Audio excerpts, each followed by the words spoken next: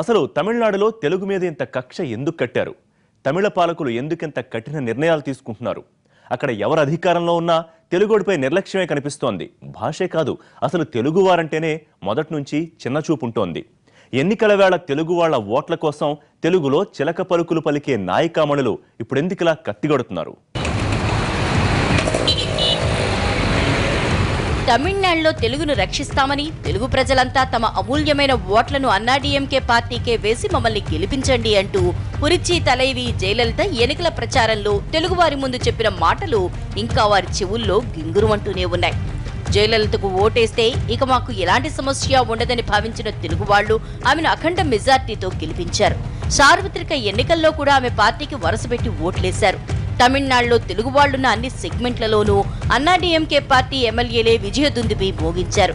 కానీ మళ్లీ అసెంబ్లీ ఎన్నికలు సమీపిస్తున్న తరుణంలో తీసుకుంటున్న కఠిన నిర్ణయాలు తెలుగు వారి గుండెల్లో ఆరిని చిచ్చు పెడుతున్నాయి.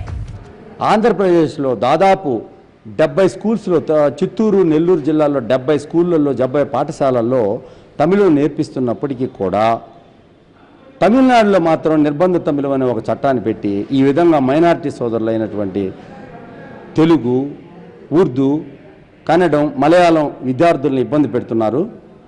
ఇది కోర్టు దృష్టికి తీసుకోబోగా 2016 వరకు ఉపశమనం ఇచ్చినప్పటికీ కూడా 2017లో ఏం జరగబోతుంది అని అంటే ఉద్యమాలే దీనికి మార్గం అని చెప్పేసి మేము చెప్తాము. ఎన్నిక వేళల్లోనే కాదు, ముఖ్యమంత్రి పీఠం ఎక్కిన తర్వాత కూడా జయలలిత తెలుగు పరిరక్షణ తమ బాధ్యత అంటూ నిండు సభలోనే చెప్పుకొచ్చారు. కానీ ఆ మాటలన్నీ ఇప్పుడు నీటి మూటలయ్యాయి. 3 ఏళ్ల క్రితం అసెంబ్లీలో హోసూరు ఎమ్మెల్యే గోపీనాథ్ నిర్బంధ తమిళ చట్టంతో తెలుగు మాతృభాషగా ఉన్న విద్యార్థులకు తెలుగు చదువుకునే అవకాశం లేకుండా పోతోందని నిండు సభలో తన ఆవేదన వ్యక్తం చేశారు. ఇలాంటి చట్టాలన్నీ సవరించాలి అంటూ సీఎం జయలలితని కోరారు.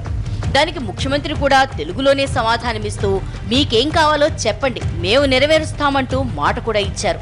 ఆ మాటలు ఇంకా మరవక ముందే ఇప్పుడిలా కొత్త నిర్ణయాలు తీసుకోవడంతో తమిళనాట తెలుగు భాషకు స్థానమే లేకుండా పోయే పరిస్థితి ఏర్పడుతోంది.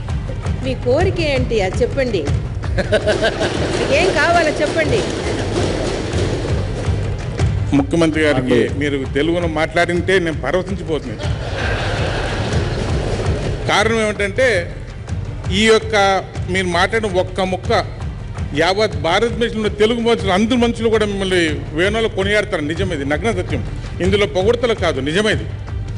మా యొక్క గోడ ఏమిటంటే మమ్మల్ని కాపాడండి, మా భాషను కాపాడండి, మాతో పాటు ఉర్దూ లాంగ్వేజ్ని కాపాడండి, మాతో పాటు మలయాళం లాంగ్వేజ్ని కాపాడండి, మాతో పాటు కన్నడ మాట్లాడే కన్నడ ప్రజలకి, కన్నడ స్టూడెంట్లకి మీరు అవకాశం కలిగించాలి.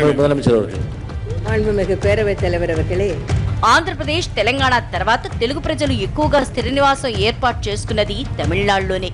ఇక్కడ స్థిరపడ్డ తెలుగు వాళ్లు అన్ని రంగాల్లో తమ వంతు సేవలందిస్తున్నారు.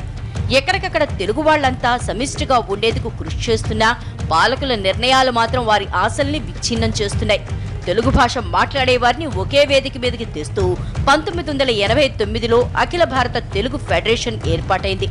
ఆ సంఘమే ఎంతో కాలంగా తమిళనాడులో తెలుగును కాపాడుతూ వస్తోంది. ప్రత్యేకించి తెలుగు భాషాభివృద్ధి కోసం తెలుగు పాఠశాలలు నెలకొల్పేందుకు, పాఠశాలల్లో తెలుగు ఉపాధ్యాయుల్ని నియమించేందుకు, తెలుగు పాఠ్యపుస్తకాల్ని అందుబాటులోకి తెచ్చేందుకు, తెలుగు వారికి ఉపాధి అవకాశాలు మెరుగుపరిచేందుకు ఈ సమాఖ్య ఎంతగానో కృషి చేస్తోంది. కానీ ఇప్పుడు ఇలా హఠాత్తుగా జీవోలతో తెలుగు జీవాన్ని హరించేందుకు చేస్తున్న ప్రయత్నాలు మాత్రం వారిని కూడా కలవరపరుస్తున్నాయి. ప్రస్తుతానికి కోర్టు నిర్ణయం ప్రకారం, ముఖ్యమంత్రి ఆమోదం ప్రకారం 1 సంవత్సరం పాటు ఇది ఇలాగే కొనసాగాలి అనే అభిప్రాయానికి వచ్చారు. ముందు చూద్దాం, అప్పుడు మళ్ళీ మీరు నా దగ్గరకు వస్తే ఏం చెప్పాలో చెప్తాను నేను.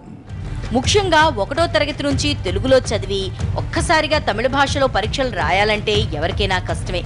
ఈ చట్టంతో కృష్ణగిరి, హోసూరు, మదురై, తిరుచి, టెంకనికోన, వెనపపల్లి ప్రాంతాల్లో లక్షలాది మంది తెలుగు విద్యార్థుల భవిష్యత్తు ప్రశ్నార్థకం కానుంది. తమిళ సర్కార్ తీరును నిరసిస్తూ తమిళ సంఘాలు, మైనార్టీ భాషా సంఘాలు పోరాటం చేస్తూనే ఉన్నాయి. దీనికి తోడు ఏపీ సీఎం చంద్రబాబు నాయుడు కూడా తమిళ సర్కార్కు ఈ మేరకు లేఖ రాశారు. అయినా స్పందన రాలేదు. తమిళనాడులో ఎప్పటి నుంచో తెలుగు చదువుకుంటున్నారు. చదువుకున్నప్పుడు 2వ లాంగ్వేజ్ కింద పెట్టారు. ఇప్పుడు ఆంధ్రాలో కూడా 2వ లాంగ్వేజ్ కింద తమిళ్ ఉంటుంది. ఈ మధ్య గవర్నమెంట్ పాలసీ కింద ఒక ఈ తమిళ్నే ఎక్కువ ప్రమోట్ చేయాలని చెప్పి ఒక నిర్ణయం తీసుకుంటున్నారు. ఏదేమైనప్పుడు కూడా అదర్ లాంగ్వేజెస్ కూడా ఫస్ట్ లాంగ్వేజ్ తమిళ్ కానీ ఇంగ్లీష్ కానీ వాళ్ళు నేర్చుకున్న తర్వాత కావాలంటే తమిళ్ కూడా కంపల్సరీగా పెట్టి అదర్ లాంగ్వేజెస్ నేర్చుకునే అవకాశం కూడా ఇవ్వాల్సిన అవసరం ఉంది. ఇస్తారని చెప్పి ఆశిస్తున్నాను. కానీ భాషా సంఘాలు వేసిన పిటిషన్ను సోమవారం పరిశీలించిన మద్రాసు హైకోర్టు ప్రధాన న్యాయమూర్తి జస్టిస్ సంజయ్ కిషన్ కౌల్, జస్టిస్ పుష్పా సత్యనారాయణ ధర్మాసనం నిర్బంధ తమిళ చట్టం 2006 అమలు సరైన నిర్ణయం కాదని తేల్చేసింది.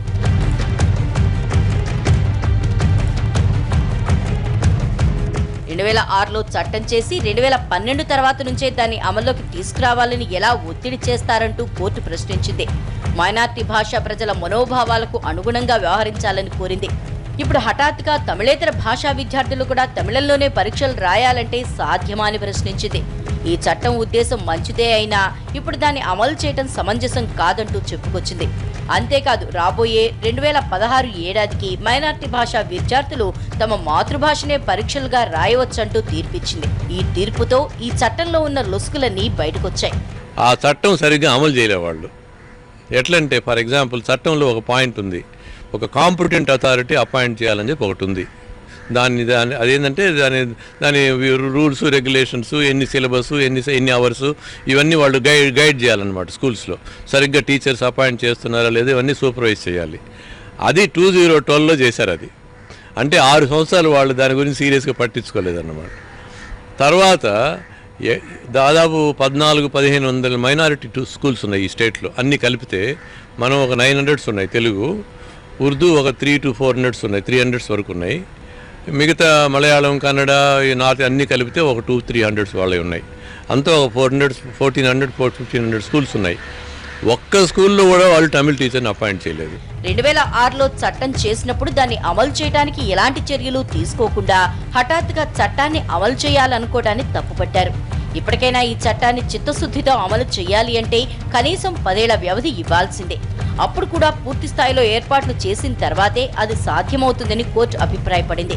ఇప్పటికి మాత్రం మాతృభాషలో పరీక్షలు రాయాలనుకున్న విద్యార్థులు 30 రోజుల్లోగా దరఖాస్తులు చేసుకోవాలని ఆదేశించింది. అయితే కోర్టు ఆదేశాలు తెలుగువారికి కాస్తంత అనుకూలంగా ఉన్నా ఇది కొన్నాళ్లకే పరిమితం. ఇప్పుడున్న విధంగానే భాషా సంఘాలు, చుట్టూ ఉన్న రాష్ట్ర ప్రభుత్వాలు కృషి చేస్తే తమిళంలోనే అందరూ పరీక్షలు రాయాలన్న ఆదేశాలు రద్దై ఎవరికి వారు తమ మాతృభాషలోనే చదువుకునే వీలు కలుగుతుంది. మరో అంశంతో మళ్ళీ కలుద్దాం. నమస్తే.